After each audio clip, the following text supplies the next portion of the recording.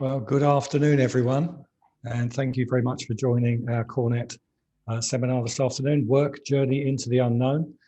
This has been about 6 months in the planning and has been driven really by the events of the last 12 months. We saw an awful lot of crystal ball predictions last year around what the office of the future would become, but the members of the workplace community took it upon themselves to reframe the debate into the way in which work itself may change. If we understand how work may change, we can then start to provide the environments that we provide for that to take place. And my slide deck seems to have got stuck. Apologies. There we go. I'm Steve Wright, lead consultant from Hennigan Consulting Group, and I'm also chair of the Cornet Community UK. Today, I just need to do the upfront announcements in front of the way that we would normally do this. We'd normally bring you these at the end, but as we're finishing with networking, we just want to tell you a bit more about our upcoming events. On the 4th of March, we have the Rise of Suburbia. Is the hub and spoke model realistic? Interesting question. The 10th of March, the one-to-one series continues with Matt Pullen of Cirrus One. On the 18th of March, the young leaders' point of view on the return to the workplace. So please do look those events up, keep an eye out on LinkedIn and book yourselves in for them when you can. We have a great lineup of speakers today. I'm going to hand over to Tim Allen in just a moment, who's going to introduce everyone else. But we have Salla Eckhardt from Microsoft, Kirsty from Astrazeneca, Naomi Barra from Integrate Psychology, and Rachel Suff from the Chartered Institute of Personnel and Development. A quick word of thanks to our sponsors, the International Workplace Group, Savills, and the Office Group, who have stuck with us this year through testing times, and we're very grateful for their support. We'll also remind you that our chosen charity for this year is the National Autistic Society. Today's event will actually be recorded for future use on the Cornet website, so if anyone is uncomfortable with being recorded, please do turn off your camera if you don't want to be part of it. Otherwise, you will be part of it. And that just remains for me to say thank you to everyone for joining us today. I'm going to now hand you over to Tim, and he will take you through the running order and what we've got coming. Super, thanks Steve, and welcome everyone to this this Cornet event where we are exploring work, the journey into the unknown, and we'll do that together. I promise that the ride won't be too bumpy, and as always we'll be looking for a soft landing as we come to a close. So hopefully we'll enjoy this this ride together. So firstly, as Steve was saying, a few quick notes. Please do keep on mute for the most part. We've got plenty of opportunity for chatting as we move into groups a little bit later on, and don't worry, I'll be leading you through all of that. Please use the chat bar for any comments, observations, queries, questions, rather than the audio for that. As I say, plenty of opportunity to be voicing our thoughts in the groups that are coming up next. And as Steve was saying, a reminder, of course, that we are recording this, and the chat bar itself will also be recorded. It's all sounding a little bit Big Brotherish, but that's really not the idea, only so we can be using some of the content that we know will be generated for some events coming up later in the year. So that'll be fantastic. So please do just bear those elements in mind. So my name's Tim Allen. I'm going to be facilitating the panel discussion this afternoon.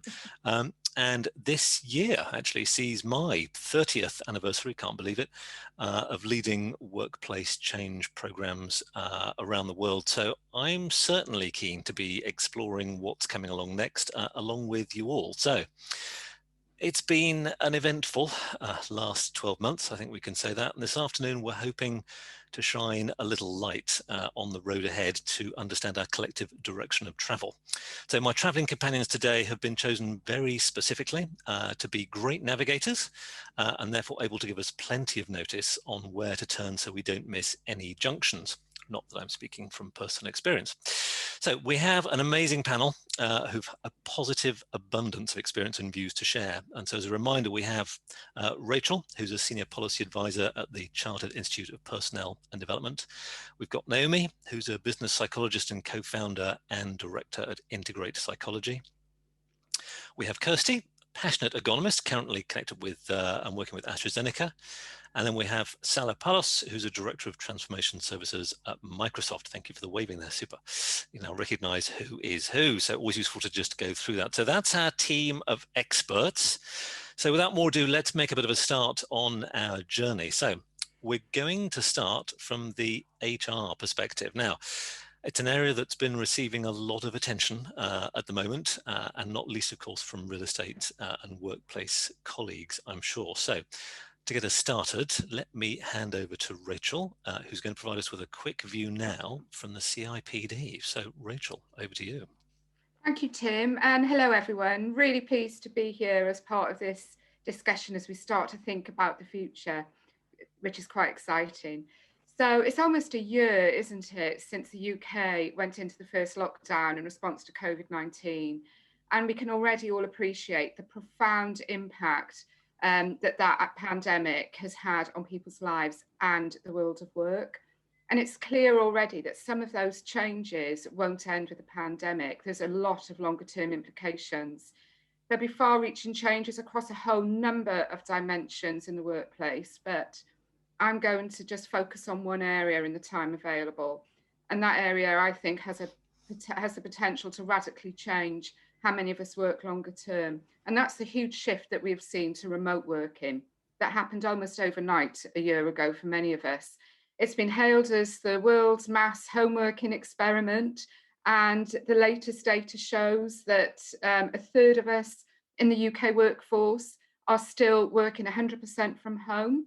And I don't think that's going to change anytime soon. And looking forward into that longer term journey, our evidence shows that actually employers expect almost double the number of people in their workforce to work from home longer term after the pandemic compared to before it.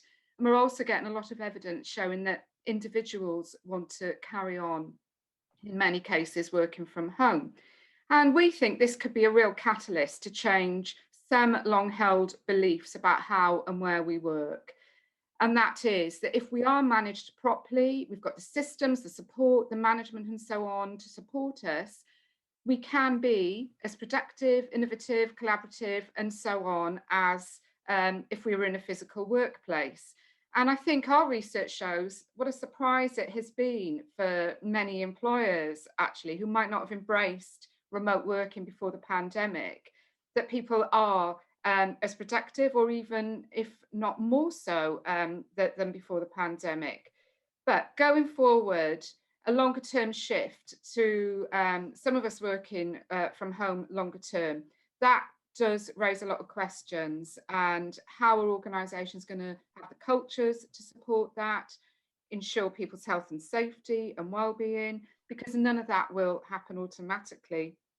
And our research does show that there's a lot of benefits, but also challenges in terms of a model where more people are working remotely and not part of a physical team in the office or elsewhere. And of course, these benefits and challenges will depend on a lot of factors as well, such as what your job is, your sector. Some jobs are better suited to home working. Some people are actually better suited to home working. And when we asked employers, what do you think are the main benefits? The top two are better work-life balance for people, great. Also, interestingly, greater collaboration enabled via technology, and as we all are all here today now. By far the greatest challenge, though, and this is an important issue, reduced mental well-being. A lot of organisations are concerned, and HR as well, about the potential downside for people's mental health if they're working, especially full-time at home.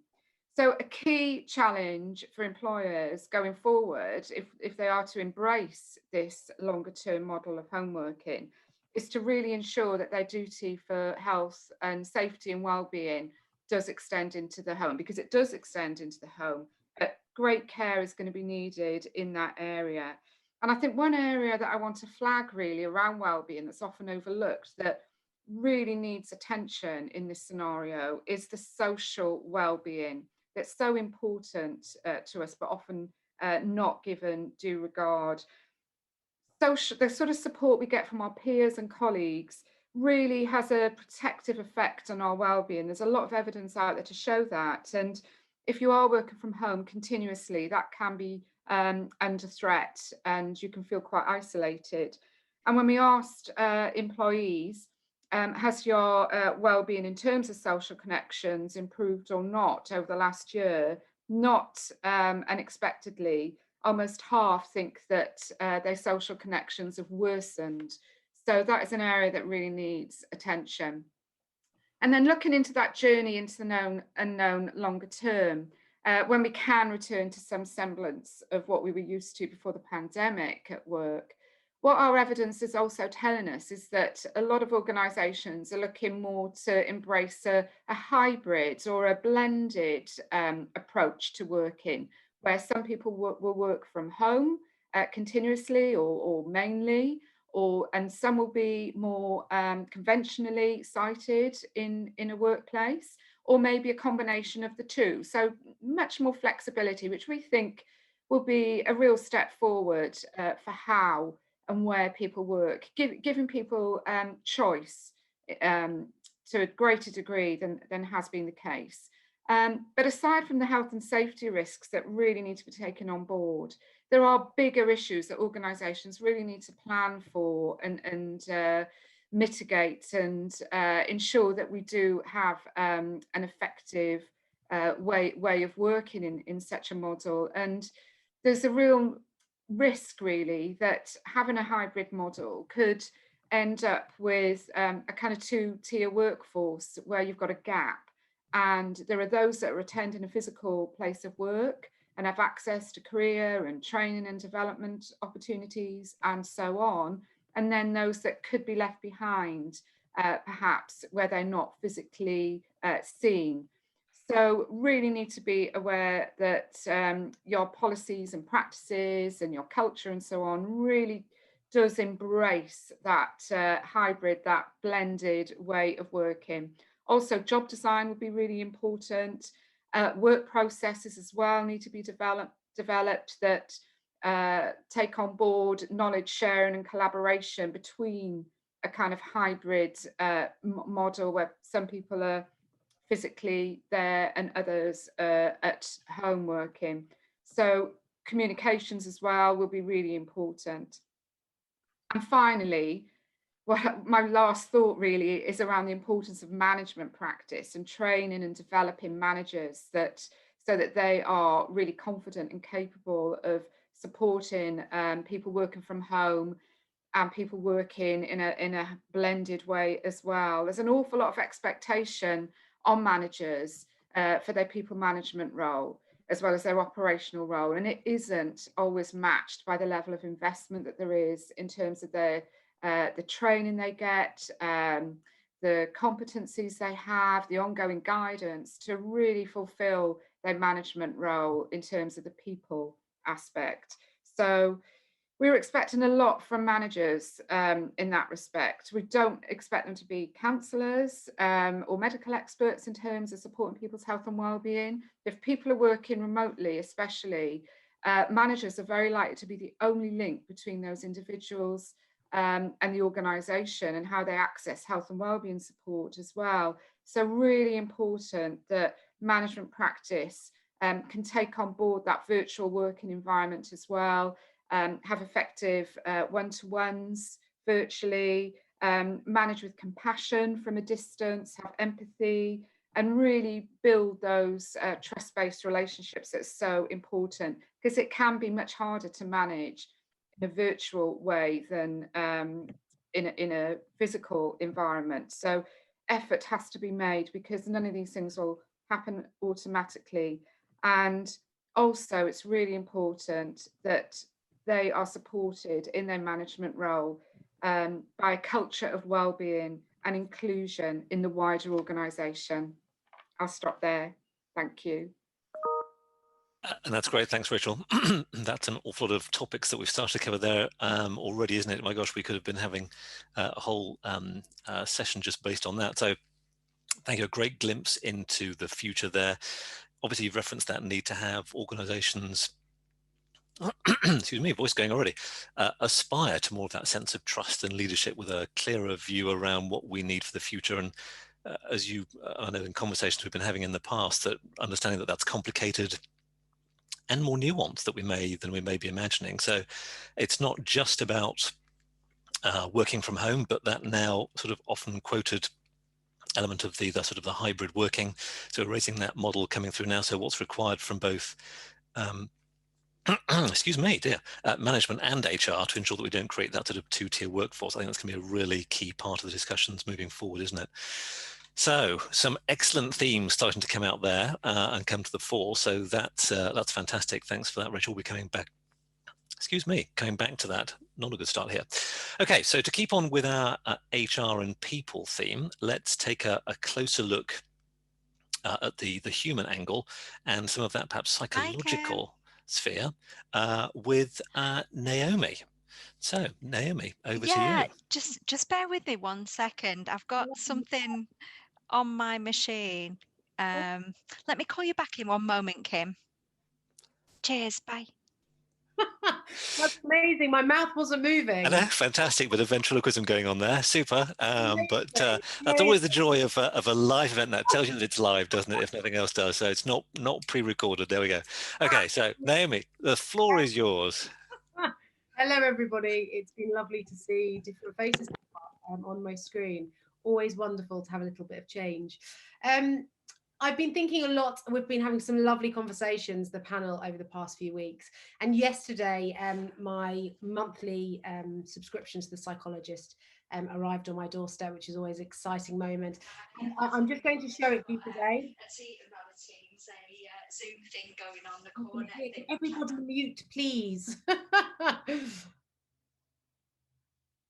Amazing, thank you. So my prop is The Psychologist magazine, and the theme this month is lost, which I think really made me think about this upcoming event and how change is constant in the workplace, but the amount of change that we've experienced over the past 12 months, as Rachel said, has been phenomenal, and we're just still trying to catch up.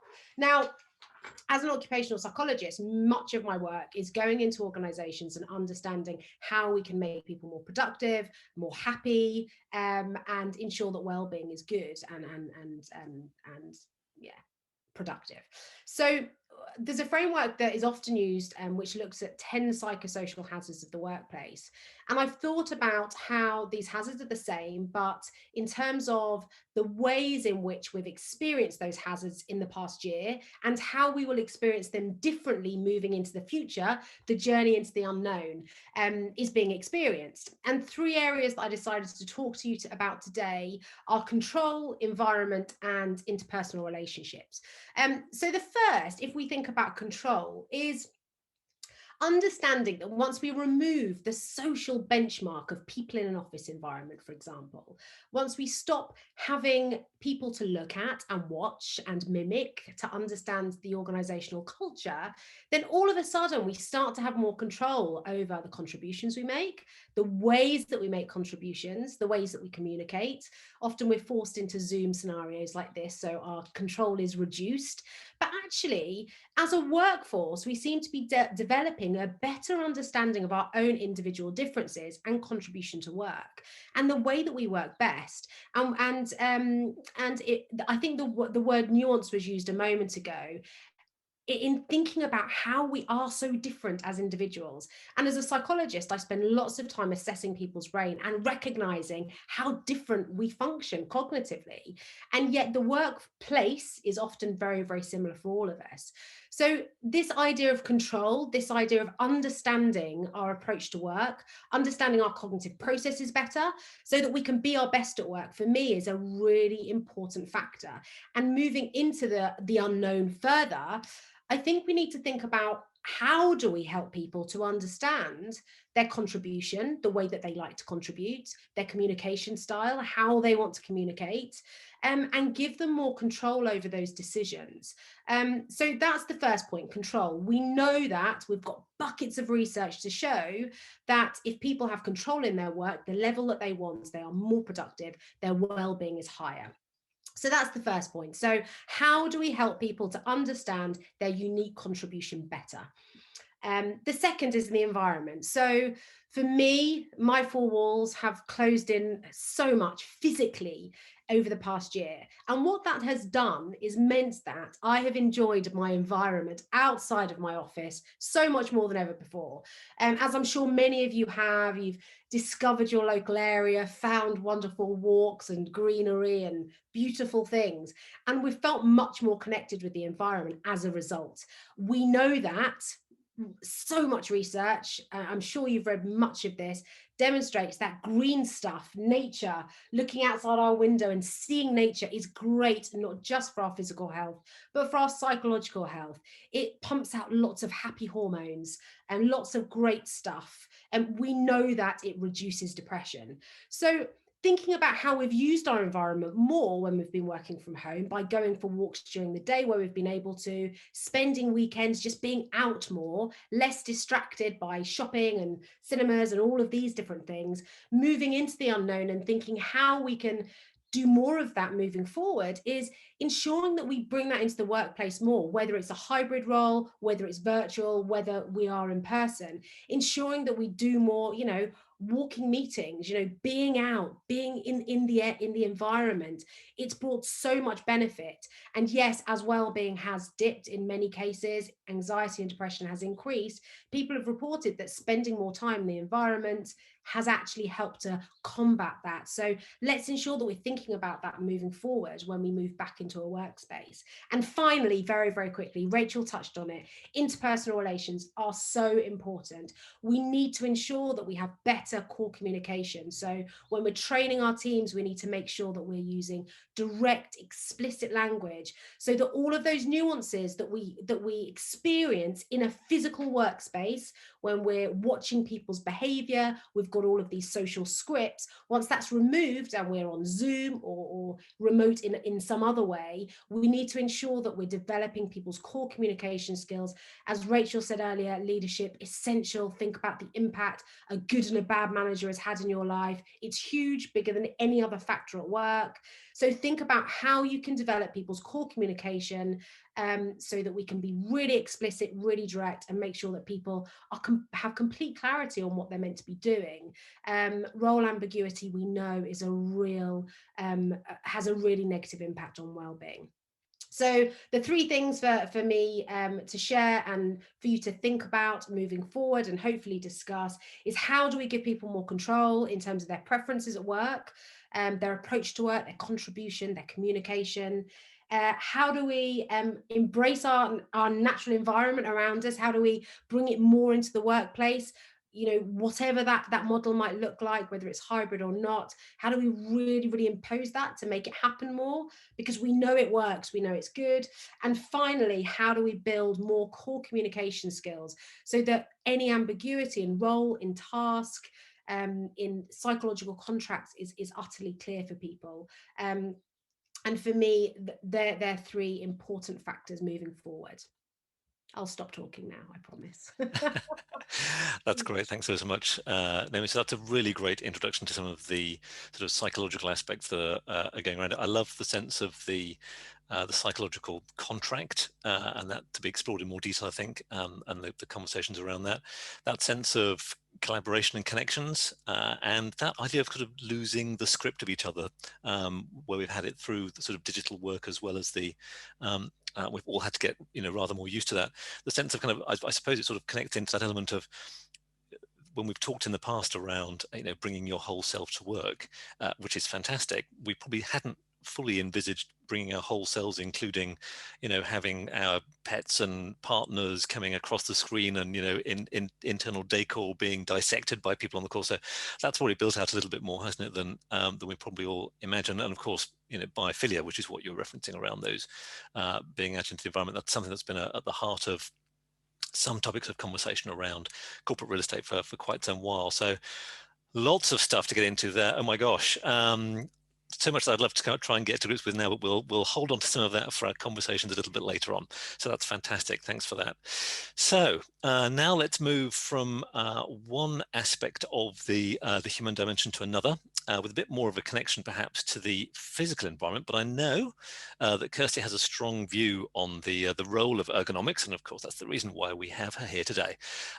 So for more of that, let's move straight on to our third speaker. So Kirsty, over to you. Thank you, Tim. Hi, everyone. Hope you're doing well. As Tim explained, I'm an ergonomics specialist and have been in the field of ergonomics now for 10 years. Traveling internationally, and my role has been to develop and implement ergonomics programs with two goals: the goal of enhancing people's health and optimizing system performance and people's performance as well. And I think more than ever, the science of ergonomics and human factors, which in the real definition of it is the science of work, will be needed to support the future of work more than ever. Ergonomics, if you're not aware of it, can broadly be separated into three parts. So it's the physical side, the cognitive aspect, and the organizational side of things. Physical ergonomics, most of us understand. It relates to that workplace layout, working postures, movement. Cognitive ergonomics speaks more to the mental processes, things like perception, memory, reasoning, work stress, workload, that sort of thing.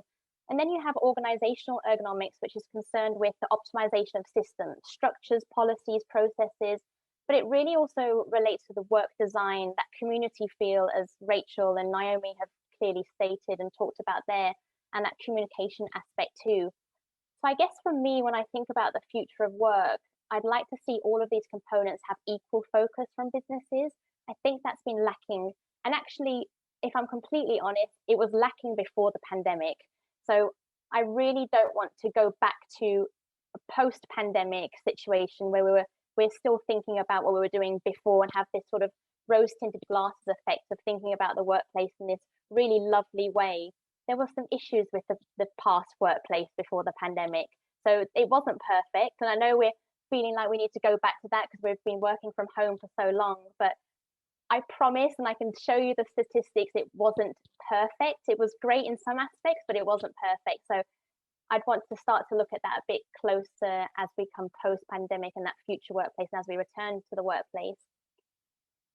I guess to understand that your need to support people's physical setup at home is really important, and not playing lip service to this of, we'll give people a mouse and a keyboard at home and they'll be sorted. Actually really take the time to understand people's spaces. Many of us are living in house shares. We have children, family members sharing space. There's not a lot of space right now, particularly in the UK, we're lacking in that. So really, as an employer and a business, understanding your employees' way of living and their space requirements is going to be crucial for us to be physically well.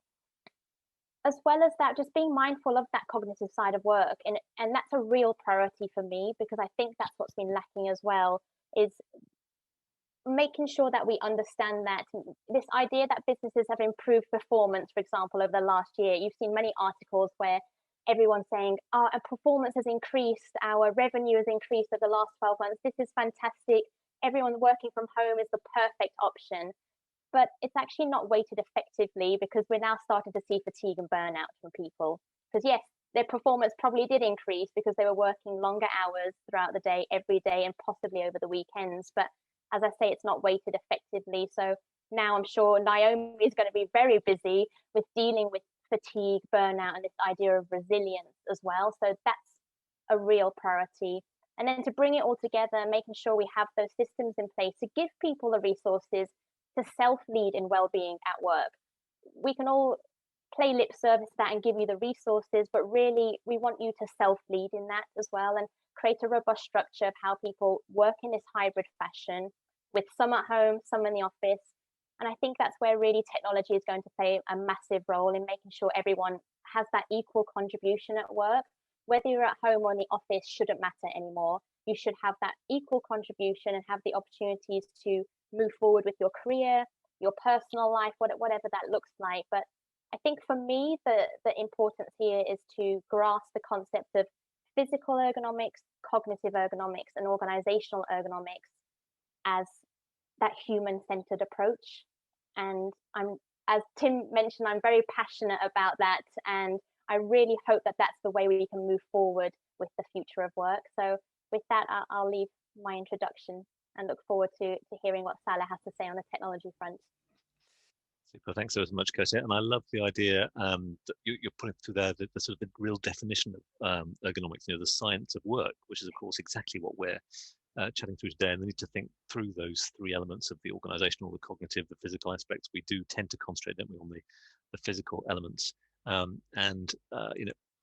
The strength of that argument around it being human-centric and understanding employees. Of course, that goes right back to some of the points that Rachel was embarking on as well in her piece.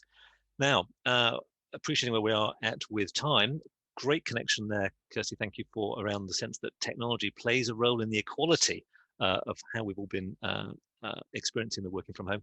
So this gives us now the perfect opportunity to move on to the final aspect, which we've only just touched upon very briefly so far around that sense of technology. What does this look like for us into the future? How's that going to impact on our thoughts around work as we move forward? So absolutely now the right person to guide us through this. So Salla, perhaps you can share your thoughts now on the technology aspects. Over to you. Thank you, Tim. Good morning, everyone. It's a pleasure to talk from my point of view on work and the future of work. And my three keywords, they are originally people, business, and technology. That's how I allocate everything that is in the framework of digital transformation. And that was pretty much the idea before pre-COVID.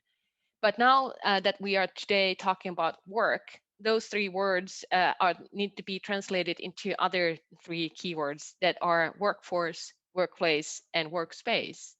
And really thinking about how now that we are in the midst of COVID and we are thinking about preparations and readiness for post-COVID, no longer should we be only thinking about the digital transformation. We need to be realizing that we are talking about digital disruption. And when thinking about the digital disruption and thinking about our built environment and how pre-COVID we were working in the first places of work, the second places of work, and the third places of work, in the built environment, it ties into corporate real estate, residential real estate, and then commercial real estate. And when thinking about that, it is always something that is an investment and a cost for a real estate investor, owner, developer. But when thinking about the end users and thinking about the time span of the investment and what we are investing in, majority of the cost or the investment that corporations do go into the workforce. And that's why we are creating the workplaces and the workspaces. But when thinking about the time span, the investment that we put into our built environment extremely exceeds the time that we invest into individual worker. When thinking about the average of how fast people change their employers in technology side, it's about 2 years. That's how fast people are changing their employers. And there was a study that the future professionals are going to work for approximately 20 different employers over their course of a career. So when thinking about how do we then bridge the investments together and think about what kind of built environment are we developing and the built environment for the social environment that we want to support and create the end user experiences, we need to really start thinking about the digital disruption and how do we bridge them and harmonize them as the digital environment. So those are my opening words. I'm hoping that I am pulling on a nerve a little bit, and we can have a lively discussion. But back to you, Tim, now. That's super. Thanks, thanks, Salla. And that does draw us out neatly and get into that sense of the three aspects, doesn't it? The workforce, space, place.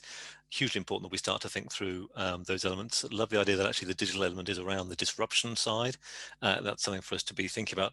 The sense that as we look to the future, 20 different roles or potentially even organizations that we work with over a career. So that's going to have an enormous impact over what we think of the model for working. So great that we're taking that sort of extended view at this point. Okay, wow, can't believe it. That's already been our time gone through for the initial overview. So that really is our whistle-stop tour to provide all of us really with some direction for the discussion around what is the future of work beginning to look like. So now we've got a little bit of time to reflect on what we've heard and talk it through with each other to discuss and debate. And to do this, the question we're sort of posing around it is quite simply, so what do we see really as the conclusion from these points of view and these perspectives that we've just been listening to? What can we take from the insights today as a clearer picture of that future view that we should all be really thinking about? So in order to help us in those discussions, what we're going to do now is to move into groups. So we're each going to be invited to join a group of 8 people. These are randomly assigned groups, by the way, so it's not as though we've worked our way through the guest list here to make sure that people are with people they know or they don't know, or particularly those that they absolutely definitely don't want to be talking with this afternoon. So apologies in advance if any of those are applicable. They're all randomly assigned. So as that invite pops up on screen, please click yes to that invite, because you will need to do that, and then you'll be seamlessly whisked into the discussion group, and that would be great. We're going to take about 15 minutes. We're only running about 5 minutes over on our timing, so that's not too bad for these kind of events. So we're going to have that for about 15 minutes or so to discuss that topic, those questions. What are we seeing as the way forward? What are the conclusions that we might be drawing from it? And then we're going to return to the main group for all of us to draw that together with a bit more of a discussion with the panel. Just as a quick note on that, by the way, the panel won't be assigned to any particular group for discussions. So please don't mind, by the way, if panel members or myself are kind of popped into a group and then we're going to just take ourselves straight out of it again. That's just to make sure that you have the best opportunity really to chat without any of us there as part of the group. So please do have that discussion. Nominate somebody in your group to collate thoughts and questions so that when we return to the whole group, that person can then add those comments and questions to the chat bar. That's the way that we'd like to run this rather than audio. There's a few too many on the call for us to run it through on an audio session. So please put it into the chat bar. It's going to be a very easy way of kind of collating what those themes are as we try to go through. And that's probably more selfish on my part, because it's a little bit easier to read through the chat bar than lots of audio at that point. Just a quick note of caution on it. If you use the chat bar function while you're in your group, that's fantastic, but you'll need to copy and paste that back into the chat bar when we come back into the one whole group. Otherwise, we lose that bit of content that you've created. So just do note that as one aspect. And at the end of the 15 minutes, you'll see another pop-up request to leave the room that you're in. Please click yes to this. Preferably, therefore, the request not to leave the meeting. We don't want that, because at that point you'll leave the event. So you're just leaving the room, not the meeting. Obviously, you can rejoin us, so don't get too anxious about that right now, but just a bit of a heads up on that one. Phew, hope that's okay in terms of the instructions. Trying to get through that quite quickly so we can actually start the debate and the conversation. So I hope all of that makes sense. So now, Steph and the team, fingers crossed, if you can oblige, please, hopefully we'll be taken into our room. So, Steph. Okay, well, welcome back, everybody. I hope you enjoyed hope you managed to enjoy and generate some good debate in your groups and have come back with lots of comments and questions that we can now be passing through to the panel. So a few people have already started to upload to the chat bar, so please do continue to do that. And we'll begin to see if we can see any themes or patterns emerging within that. So that would be excellent. We've got a couple of creeping through, and I'll try and leap onto those. Now, we have got a couple of questions that were coming out of the main room for questions, but I'm going to go actually firstly into some of the questions coming out on the chat bar, because we'd like to try and answer as many as we can from those of you who've been in the groups. So let's start with that first one then, around hybrid. It's a fascinating conversation, this one. It's the joy of these kind of sessions that we've got literally a couple of minutes to try and whiz our way through. Is hybrid really here to stay? So just as Rachel, you were the first one to, I think, to mention the word hybrid, the term hybrid in your little introduction. So what are your thoughts around that? Is hybrid here to stay? Is it just a reaction? What are we thinking? It's a really good question. Is it from Ryan? And perhaps others have been discussing it as well. And it's hard to say long term. I think it'll be a mixture. I think there'll be those organisations at one end of the extreme that have seen cost savings that they can make from not having expensive city-based offices, and might go to one extreme and encourage almost full-time home working. And I have heard of some employers doing that and wanting to carry on with that. And others, I think, where will kind of slip back to having the same kind of more conventionally office-based workplaces of before. But then there'll be that section in the middle where our research has been coming from that will embrace a hybrid model. And we will definitely be encouraging that. We co-chair the government's flexible working task force with the Minister for Business. And I know that going forward, we will, as part of that government task force, be really promoting a hybrid model, because we think potentially, if it's done well and done properly, and not just because you want to make cost savings, that it can really bring a lot of benefits to the individual and the organisation. But it's not a silver bullet for everyone. It's not a panacea for everyone. On the one hand, huge benefits, for example, around people who might have a disability. A lot of people in that situation have found it easier to work from home. They don't have to commute for all sorts of different reasons, without generalising. But for some, it could spell a lot of problems to their mental health as just one area. So it needs to be planned for, invested in. It's not an easy option. It needs sophisticated management, but it needs to be done well. Yeah, I think really interesting points there, Rachel, and I'm sure others have seen. On the BBC News today, we saw there was a large firm, one of the sort of large consulting firms coming out saying, actually, I'm not really into the hybrid model. Can we have people back into the office? And there's been a bit of this debate over what's important, what's appropriate to us. If it's around collaboration, and we want to be innovative, is that something we can manage through a hybrid way? If this is going to be an ongoing one. Couple of things have been mentioned there. So Naomi, I think briefly to you, and then I'll perhaps come over to Kirsty and Salla on some of the other elements that go around it. But Naomi, what are your thoughts around you mentioned again about the hybrid working, the issue there around individuals, digital personas. What are your thoughts on that? You're on mute, by the way. Brilliant. Congratulations, you win that one for today. I want a gold star. I really echo what Rachel said about efficiency. If it works for the organisation, for the industry, then yes, great. But we have often taken a one-size-fits-all approach, and this has taught us, I think, a lot that we shouldn't. And there are better and other ways of doing things and approaching the workplace. So for me, there are huge benefits. Reduction of commuting, choosing your workspace, choosing your environment, it being less distractible. There's many benefits, but also if the task requires different types of collaboration, then that's important.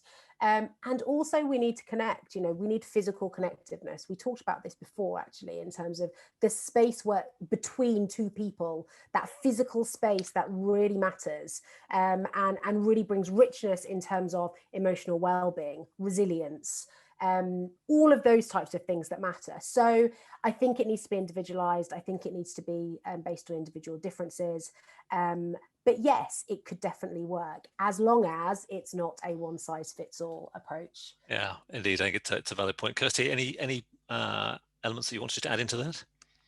I think just thinking about this hybrid working, I'm actually disappointed to see some organizations who have gone and revoked their leases of their buildings and gone completely, fully 100% home working. For me, that's a disappointment, because I think that's too much of a quick reaction to the pandemic, and I think they're going to regret it, and I think they're going to come straight back to some kind of working in a building. It might still remain some people at home, but we're still going to need the entity of a building to come to collaborate, see each other, and not even that, just somewhere new to go to and have that creative mindset, because staying at home, working in the same four walls every single day is not healthy for our physicality and not healthy for our mental well-being. It just isn't. Very valid point on that one, I think. And so, Salla, over to you, I guess, on the technology side of that. There's some other elements coming through in the chat bar there around, how we're going to be able to use technology to make sure that it's not a kind of a lesser experience from home for those who are based in the office. How do we make sure, connecting back to some of the comments that were being made earlier around that it's not a two-tier system?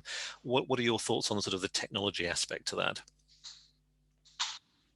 Yeah, we had a very good discussion, and we could have gone a little bit longer.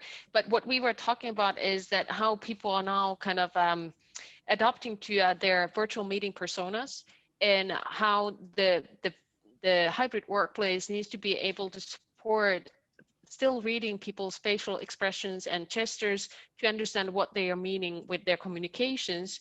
And we were talking about how there is a need for a new type of workspaces that support seeing what people are doing at the same time as they are listening in, and how the technology that is like headsets, etc., are actually enabling people to choose what their workspace is while they are still connecting with others in the virtual meetings. And what the team discussed is that there's a transformation that has already started, and it's basically that when people are multitasking in virtual meetings these days, it's not that they are reading emails like they might have done in the past when in a meeting room, but now it's that we are mixing our daily exercise into the meetings that we are attending, and that way supporting our wellness and health while still doing our business.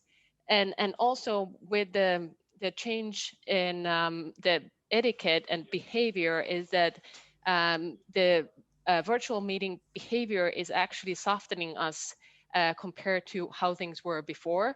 So when we were at the office spaces, there was always the quick huddle and the spontaneous meeting of others outside of the meeting room. And that was oftentimes maybe to look very busy to your managers, or just to kind of like show others that you are working. And now the meaning of meetings has changed, that they are actually team building exercises, and they are to create the social bond with your teams and really support others in their work. So overall, it looks like work environments are becoming softer. Softer values are kind of rising with the support of technology. And then we talked also about the equitable workplace and how connection issues are now something that we, as a technology developers, need to start thinking about. That if physical equality is with the accessibility and everything related to the physical environment, how do we build the same idea into digital environments as well, and deal with the connection issues that people might experience? Yeah. So a lot of good stuff from our Gosh, team. that is a lot of good stuff coming out from there, and almost difficult to know where to start with some of these next bits. What I'm keen to pick up on is this sense that there's going to need to be a lot more trust given over to staff, the sort of continuation, if you like, of the trust that's been there over the last year or so, and therefore the sort of psychological contract between employees and employer.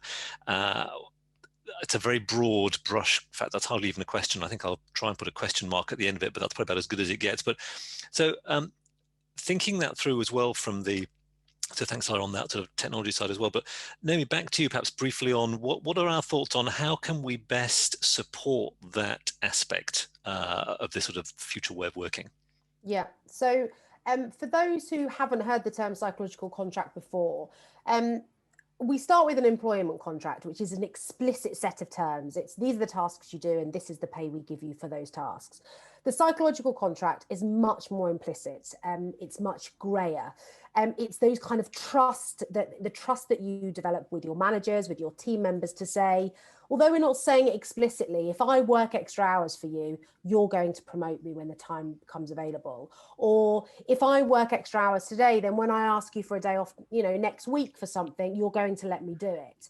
Now, we know that if people breach a psychological contract, it has much more impact on people, on their mental health, on their contribution to the organisation, on their efficiency, than if we break the employment contract. So this underlying grey psychological contract that we have, when it's breached, it's basically a disaster for employees and employers. So the way, and this was before COVID as well, you know, breaching psychological contract had a huge impact. So with the distance, the thing that matters the most is making psychological contracts as explicit as possible.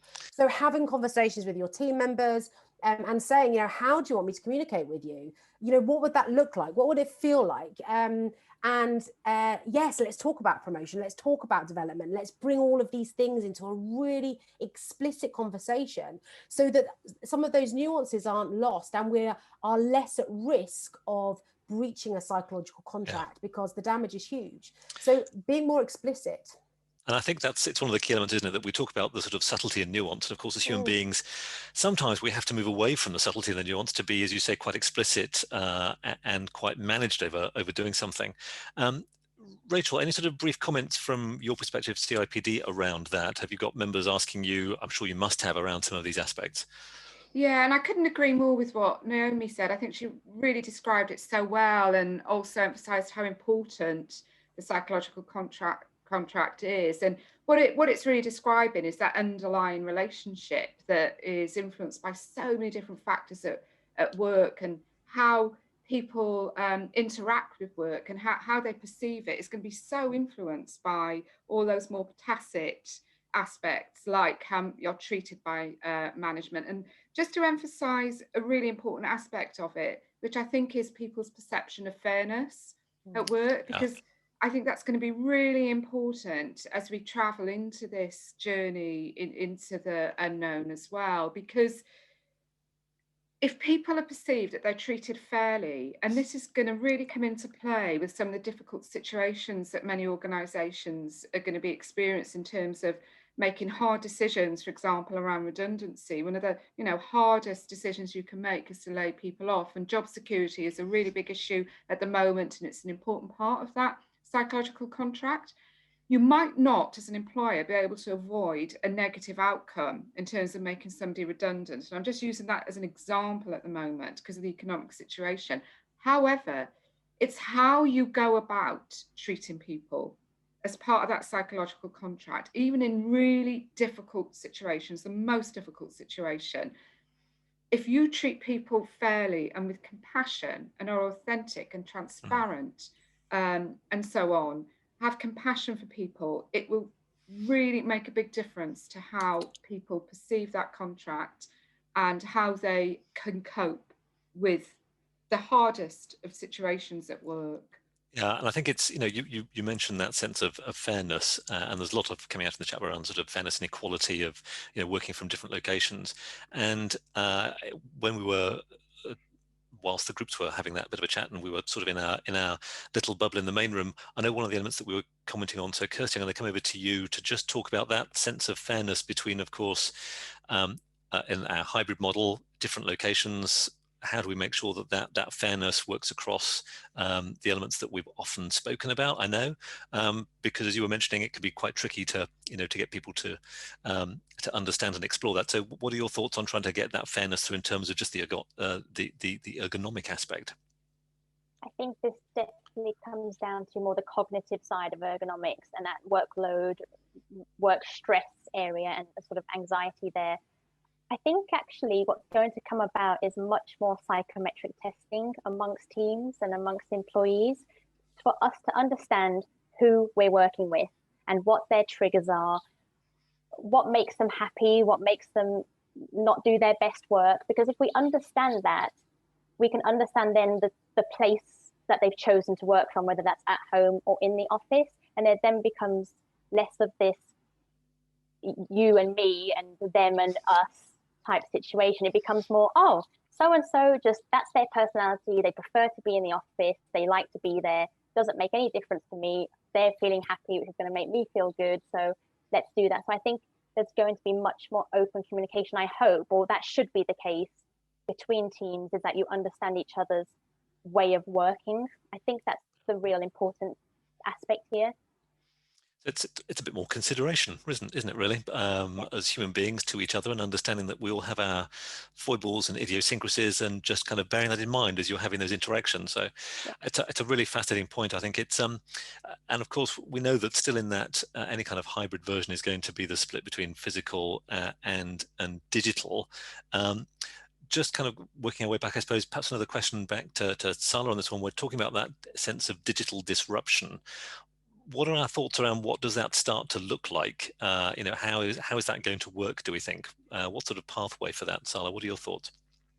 Yeah, from my perspective, I think that the digital disruption is going to be impacting the processes that people are managing at the moment. Because if you don't have your team around you and you have to do a lot of things independently, there needs to be a re-engineering of processes and integrating more technology so that there is no need for delegating a lot of tasks for others to perform that might be the old ways of working.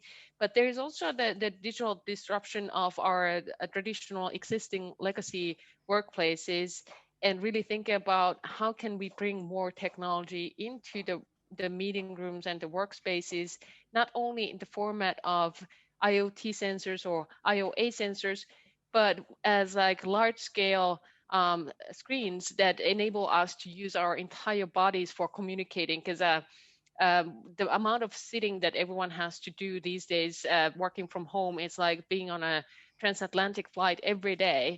So when thinking about the long-term impact of that, we could already start developing more readiness into what does the physical workplace look like in the future, and how can we develop also the home edition of those environments. The technology basically already exists. There are the large flat screens that can be either monitors or computers. So that's the digital disruption option and opportunity for us to kind of innovate on, and then discover that how can we make it user friendly as well. Thanks, Salla. And that's going to draw us to a bit of a close, I think, on this section. So I like to think that we've eaten into our time in a different way. I'm not going to say overrun, but maybe that's just selfish on my part. So I think we'll kind of draw a close on the first part of the event, and we'll sort of wrap up the discussions there. No doubt that more conversations are going to continue as we move into the networking. So this is fantastic. There are so many questions that are being brought up on the chat bar, so it's raising a lot of interest, and that's fantastic. So I will, though, take this moment, as they say, just to say a huge thank you to our panelists, Rachel, Naomi, Kirsty, and Salla, for your time, insights, participation. It's been absolutely great. Thank you ever so much for being able to share those with us.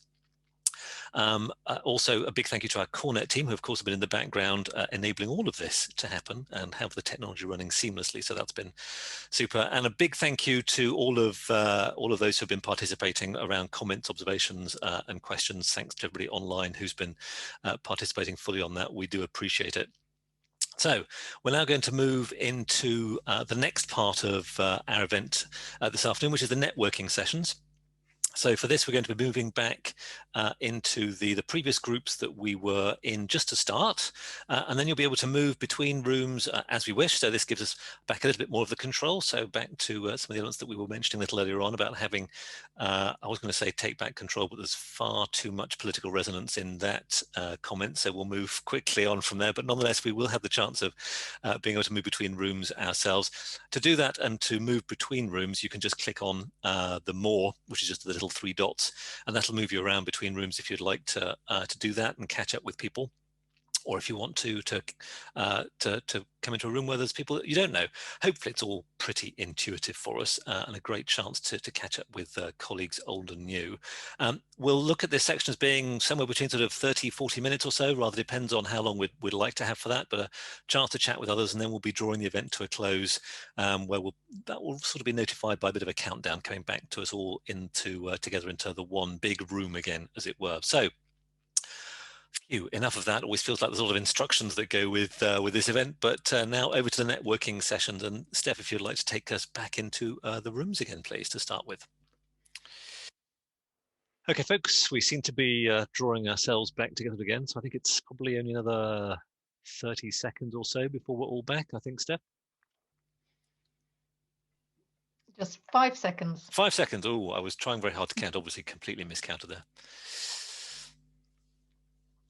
Everybody's coming back in now, so that's excellent. So I think we're all here from far as I can tell. I was going to put so that's excellent. Nice to be able to see some faces again there. I was whizzing my way through a few of those rooms, so great to be able to catch up with you all.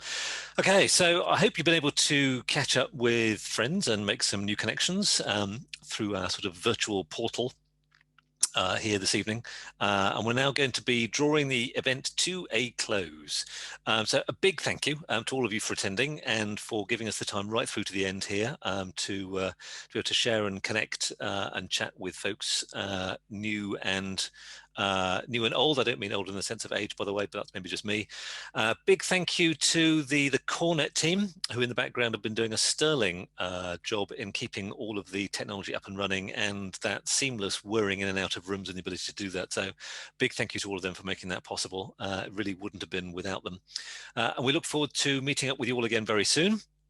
So only leaves me to say, have a great morning, evening, afternoon, wherever you are in the world that you've been connecting with us, but enjoy what's left of your day and wish everybody a goodbye. Thanks ever so much for attending. Cheers, folks.